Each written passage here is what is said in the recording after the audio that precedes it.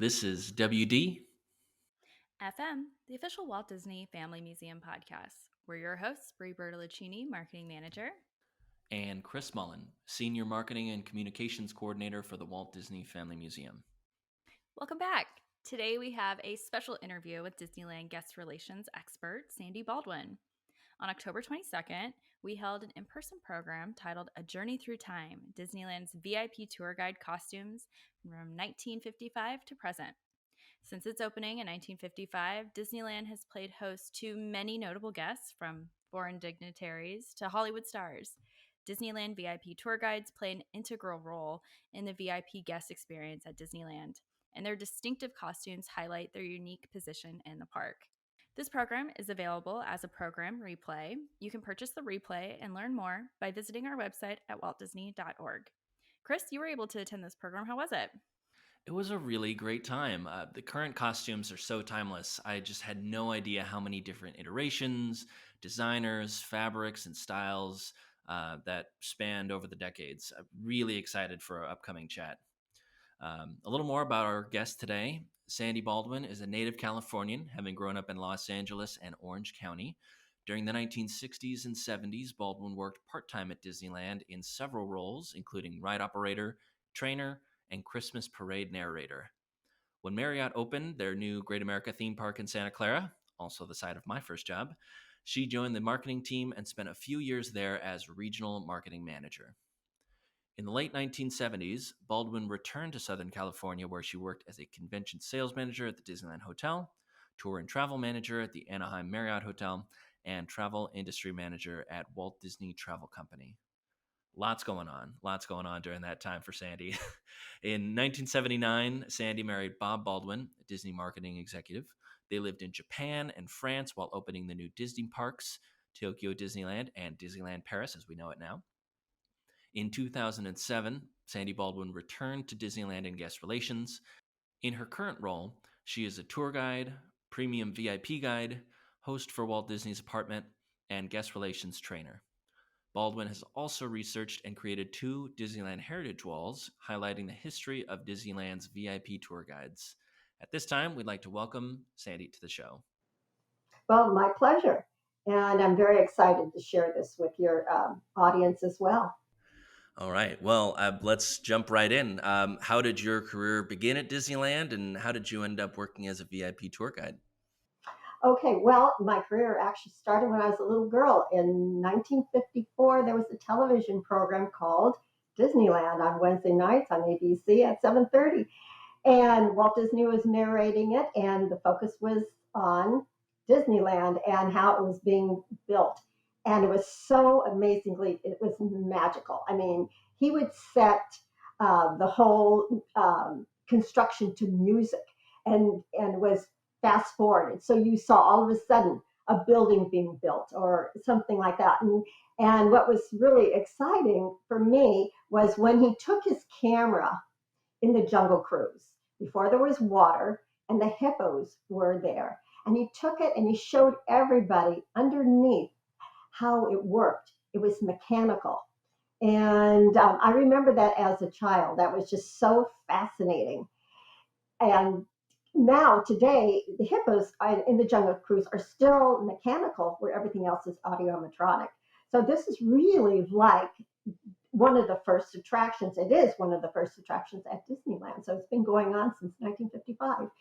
However, so when my birthday came along in 1956, January, I had a choice between getting a train set or going to Disneyland. And I chose Disneyland. And we lived in Los Angeles, so it took us about a couple hours to get there. We walked in this magical place, and it was just amazing. So on my birthday on January 7th, 1956, and I'm sure people can figure out how old I was, we walked in, and it was to see the castle, to see Main Street. It was out of a dream. In fact, the next morning, which was Sunday, my parents told all of my relatives, let's all go to Disneyland. And that day, I just felt that this is where I wanted to be. And someday, somehow, I was going to work at Disneyland. So as years went by and I was 18, decided to apply at Disneyland, and that was in 1965. And I went down for an interview. I had to take a math test, and they graciously told me that I couldn't work in the stores because my math wasn't up to speed. And I said, that's fine, that's fine. They called me back again, and they wanted me to take a spiel test. And I said, okay. So I read the spiel for Storybook Land. I went home. They called me back. And I said, now what do you want? And they said, here, sign these papers. And I said, what for? He said, oh, you've been hired. And that's how I began my career, I guess you can say, at Disneyland. So working on Storybook was my first attraction. And then I worked on all the attractions that women could work on at the time, because Disneyland was definitely separated between male and female attractions. That was very popular, and well, that was just the time it was. I also narrated the Christmas parades because that was live narration. I also was the first trainer on Storybook Land. And I also rappelled down inside the Matterhorn. What? I know. I don't know if you want me to tell you those. Yes. What? How does that even come about? Okay, so 1972. Now we're down. I'll back up a little bit. I was going to college. I did go to school. I didn't work all the time at Disneyland, so I went to college. Disneyland was run by college students. I mean, we were all young. It was just so much fun. We did crazy stuff. So in 1972, we decided to have a barbecue inside the Matterhorn for our lead, which was, they were then called foreman.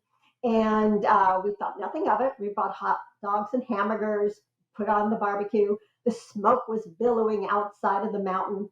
And all of a sudden, the fire department came in and said, blankety blank, what are you guys doing? Do you want to burn down the mountain?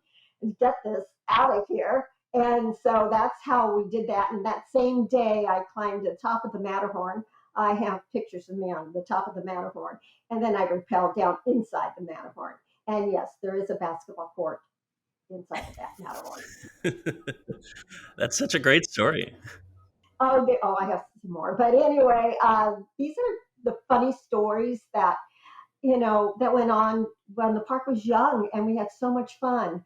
And unfortunately, Walt passed away in 1966. But during that short period of time, we all worked together as a team. Everyone, from being tour guides, which I wasn't at the time, to ride operators, to a custodial, to everyone needed to look perfect and clean because we were part of that show. And that was we enjoyed it. It was just so much fun. Like I said, so many stories. So as I went off on this tangent, I worked for, later on, I worked for Walt Disney Travel, and then I actually opened up in 76, I opened up Marriott's Great America in Northern California, and came back to Disneyland, or Marriott Hotel end of it, and then Walt Disney Travel. And then I met my husband prior to that. We were actually working on the People Mover together at one point. He was doing an update presentation for the Magic Kingdom Club at Disneyland. And we reconnected at that point, and we got married later on, and we lived in Japan and Paris. Came back, and in 2007, I went back to Disneyland and into guest relations. But during that period, before that period of time, we had children, and I also taught school.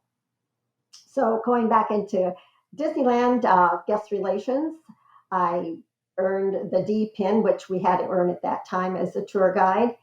And then a VIP hostess, a docent for Walt's apartment. And here I am. wanting to find out more about what this whole concept was with the costumes and the VIP costumes, because there were so many stories that were mulling around, and things just didn't sound correct to me. Yeah, can you talk a little bit about kind of that start of kind of looking into the costumes and what was kind of like pushing you forward down this journey? Okay, absolutely. And it's very interesting. So when I was trying to find out about the costumes, now I'm talking about not the VIP costumes, the tour guide costumes. You have to separate those two. It's two different uh, costumes and responsibilities. So right now I was trying to figure out about the hat and the crop that we are associated with the tour guide costume, the Royal Stewart tartan and all that. So I asked my dear friend Jack Lindquist, who was actually the first president of Disneyland. Very nice person. In fact, my husband worked for Jack because my husband was in marketing. And I asked Jack about the hat and about the crop that the tour guides wear. And he said, because okay, let me back up. A lot of the cast members said, oh, well, John Hench designed the costume. Walt Disney, this is because of Polo and all this. Well, it's not exactly correct.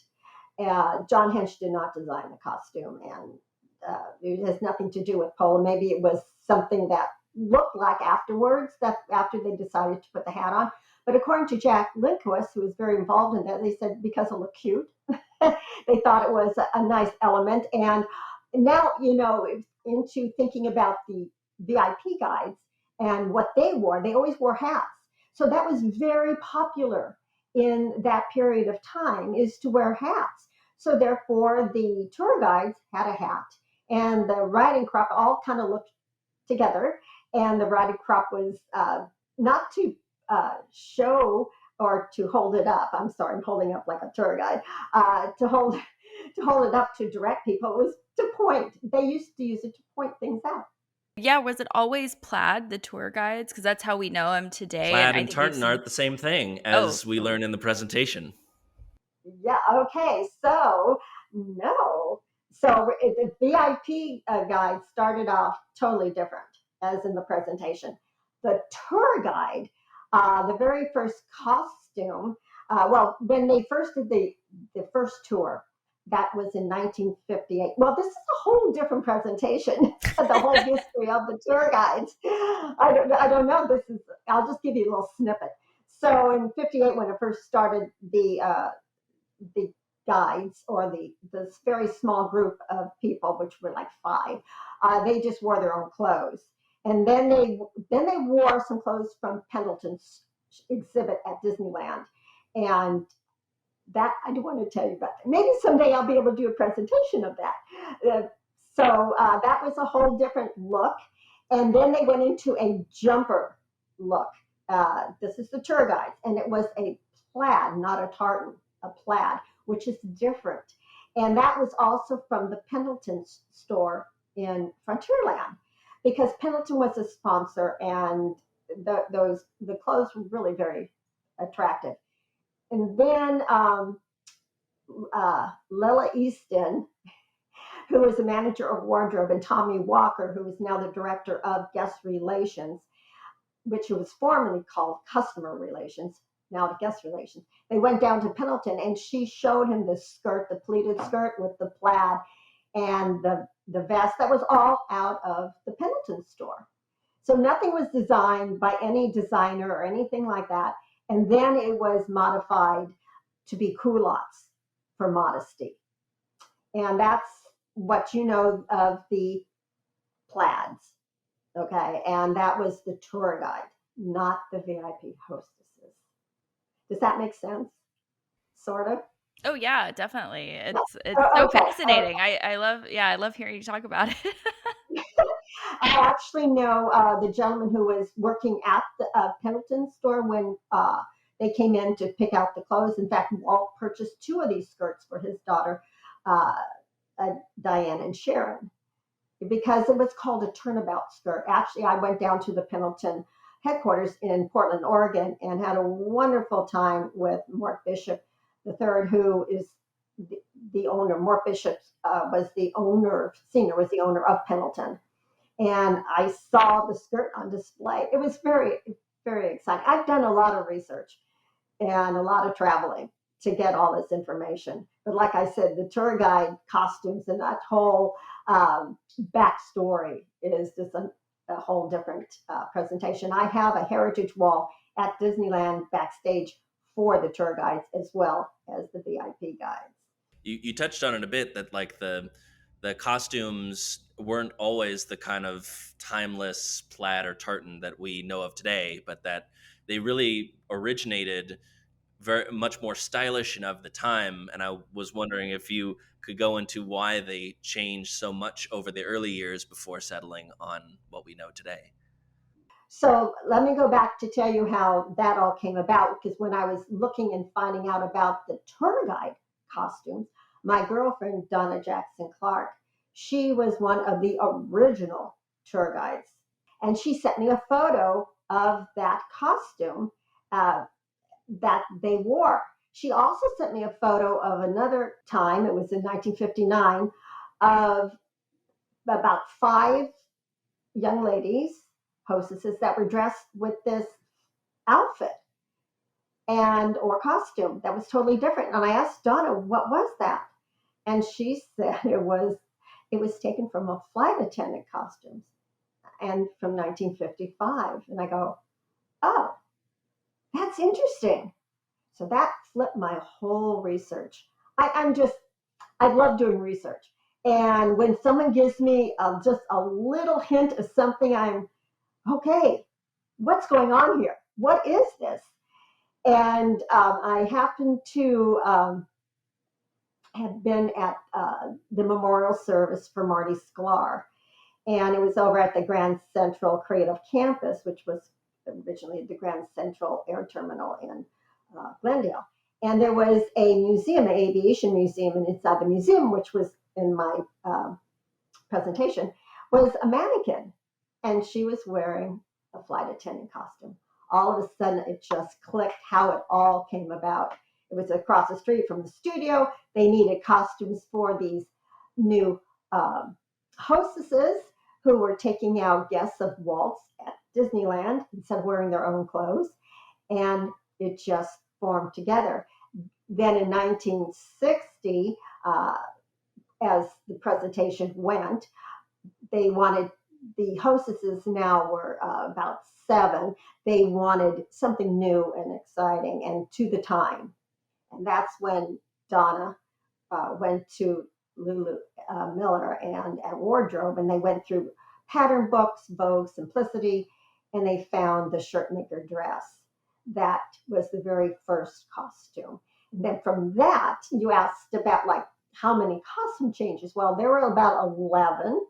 And the reason being that in those years, you have your winter colors and then you have your summer whites. So each season, it's appropriate protocol to change the costumes. And that's why it kept changing.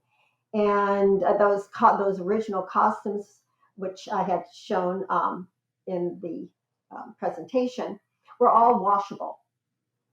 And they were all hand sewn, except the very last one, which was a gold gabardine, which was a Pierre Cardin off the rack costume.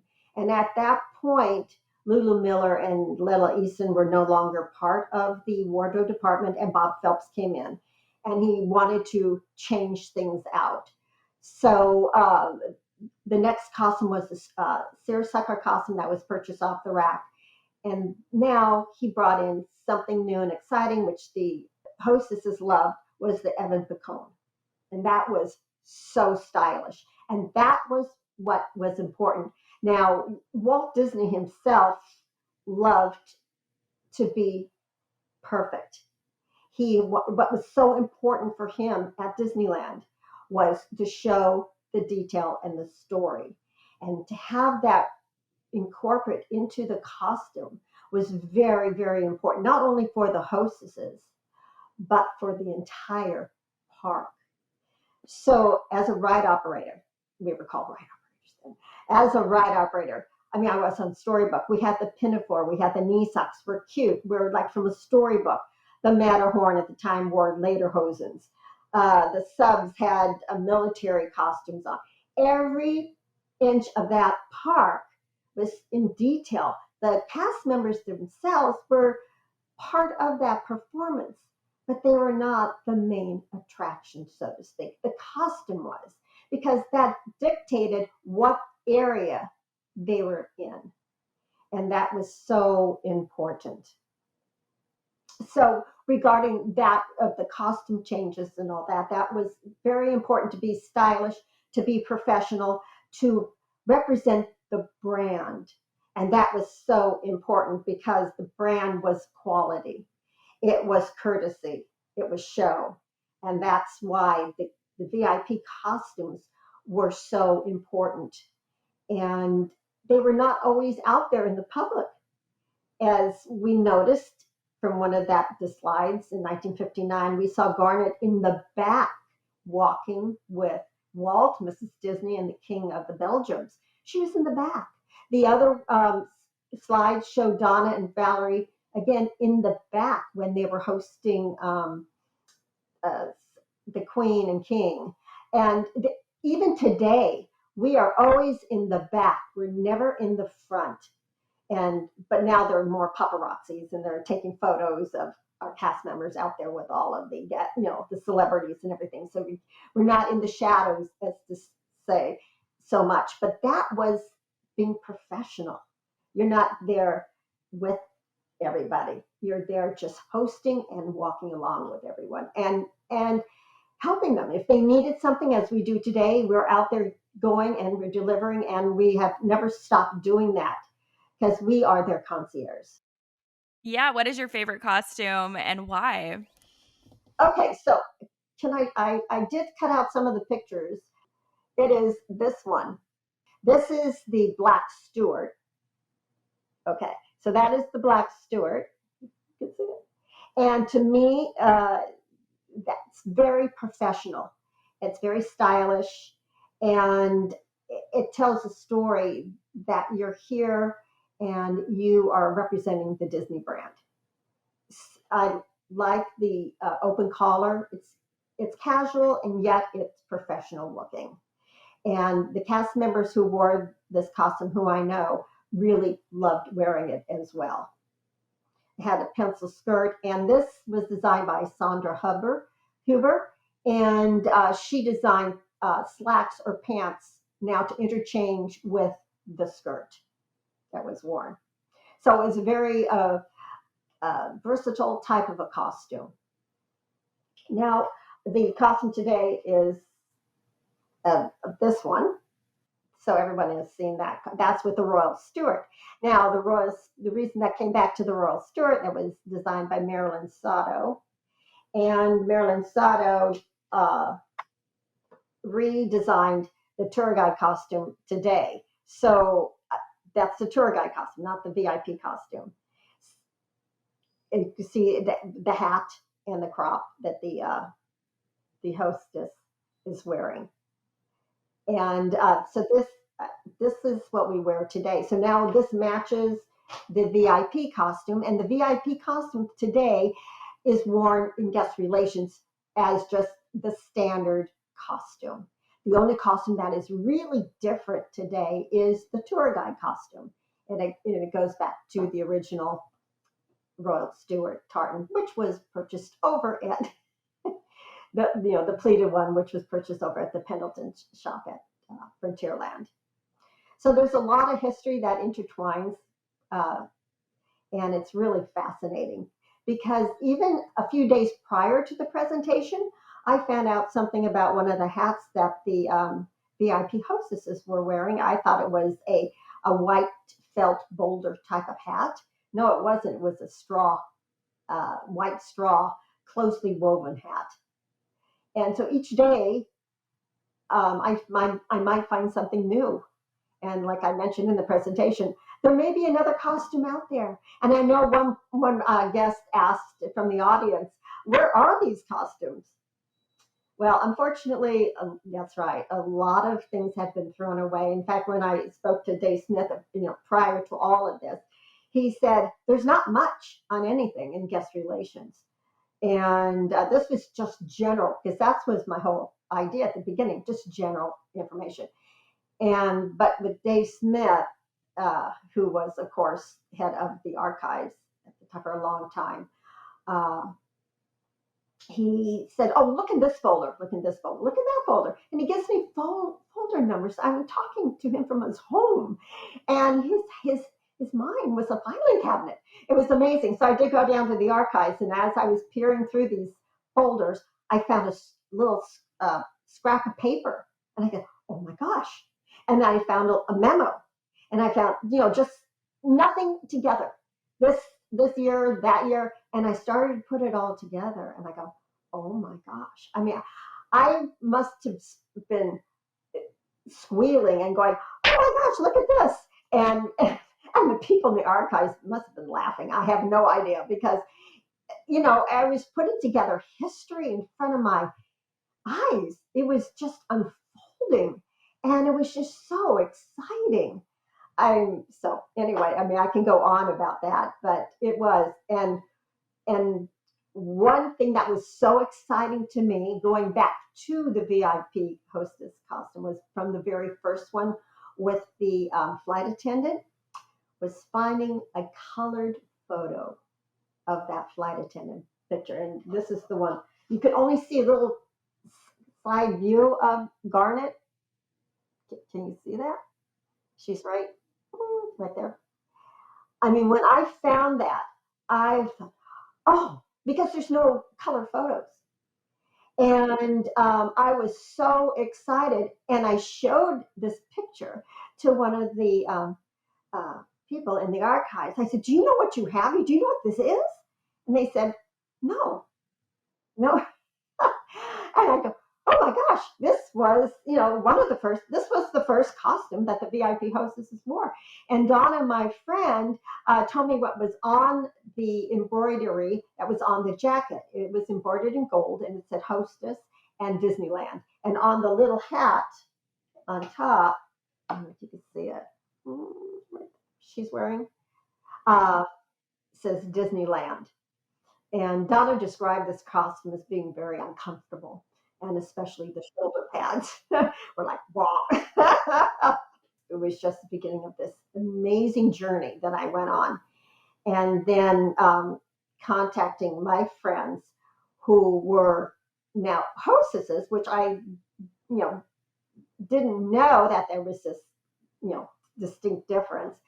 And they told me stories, and they sent me their photos and themselves in these costumes. And so a lot of these costumes that I have are from my friends.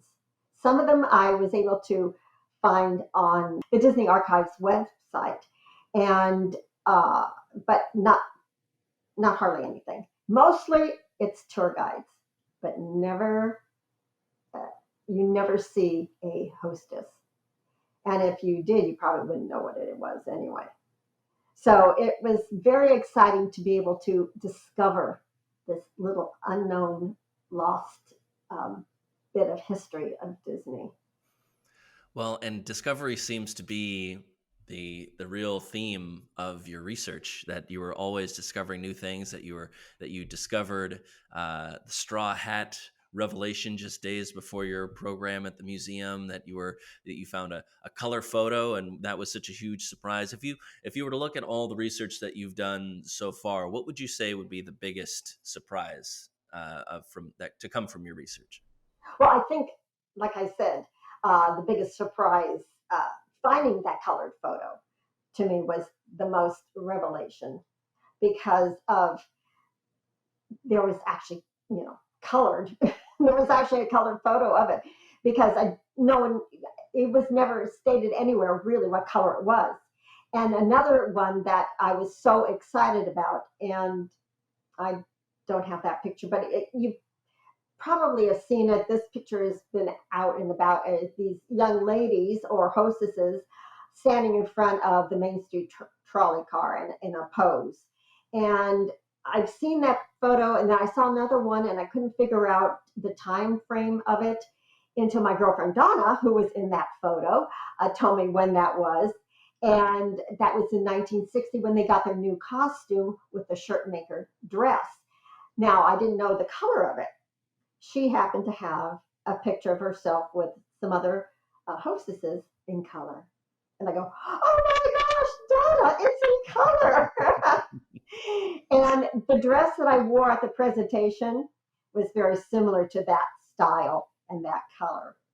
And when I did this presentation in Florida, I actually wore a trench coat over that, my costume, until I came to that picture, and I took it off. I said, and here is the costume. And everybody just loved it. But I didn't know if that was really appropriate for the presentation to do that. A big surprise. I love it. Yeah, the surprise, the reveal, the Yeah. reveal. More presentations need quick changes, in my opinion. Multiple outfits. Multiple. You know, like they do in the magic show, you see them go, whoa, they'll take it up and they, oh, here's the new outfit, and here's the new outfit. So that would be fun, wouldn't it? Because they were so beautiful and so unique. And the hats, love the hats. And when Bob Phelps came in, he took away all the hats. The hats were something of another era and another time. And I just realized that a week or so before the presentation, because I keep looking at these photos, and then the one photo I have of the hostess wearing the Pierre Cardin suit, she was wearing a black velvet hat. And I go, oh. And then the next one was of the seersucker and all, and again, then the Evan Picot, no hats. And from that point, no more hats. And I thought Bob Phelps was the one that separated the old generation to a brand new generation of costuming. Yeah, that's so interesting. The transition between the two different kind of eras, just like going into a new era. Yeah. Oh yeah, each time it's a different era, and each time was a modern look to fit that. Until we came to the point when they were starting to use the tartan and the vest, and that kind of stayed consistent. And as we are today, the same kind of look, which is perfectly fine, because now it's in more of a general look than being a very specific for the VIP hosts and hostesses. Yeah, and I'll say as a guest and just seeing it is a very standard look that I think people know that, like, okay, I can go up to this person and this person will be able to help me with kind of any question around the park or any guest issue. That is at least a symbol to guests, now all throughout the parks.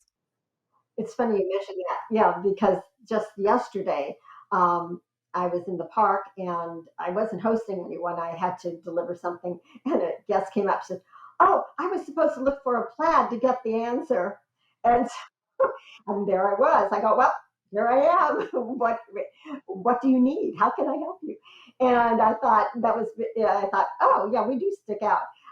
But the only thing different is that we are now general. We're not specifically the brand. Well, we are the brand, but we're not specifically for the concierge person for that high profile. We are not different from the rest of guest relations. So we have the tour guides with the iconic Royal Stewart plaid skirt, vest, and then we have the overall guest relations look, which is with the Royal Stewart tartan. But we don't have something very specific like they had years past, which didn't have any of that iconic tartan look to it. So I know that they've been thinking back and forth. It's been a few years, over 10 years. Usually, if you look at the timeline, when they stopped doing every season, then it was about every 10 years they would change the costume. So we're overdue for a change, and they've been talking back and forth what to do and how to do it, to kind of maybe separate it, having guest relations this. I don't know. I'm not part of that conversation. So I just hear just different things, but who knows, or who knows when it ever will happen. Oh, hopefully you'll be part of the conversation when they make a new costume, and then you can have that costume to add as part of your research.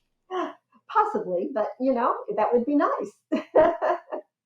Well, for our last question, what does the quality and detail in each costume say about the standards of Walt Disney and the only Disney park he was alive to see, Disneyland? Right. Well, again, like I mentioned, that it was very much the show, the detail, and the story.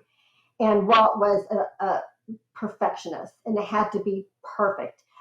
The minute those gates opened up and welcomed our guests, everyone was showtime. I mean, your costume had to be pressed. You had to be clean. I mean, it was to perfection. And being this is the only park Walt ever was in, which is so true. This was his this was his park. And this represented him. It represented his brand. It represented Walt Disney. Walt did say one time to a friend of mine, Connie Swanson, who was the 66 Disneyland ambassador. She told me we were up in the apartment and Walt looked out the window and he turned back to her and he said to her, "They do like my backyard, don't they?" So, meaning Disneyland.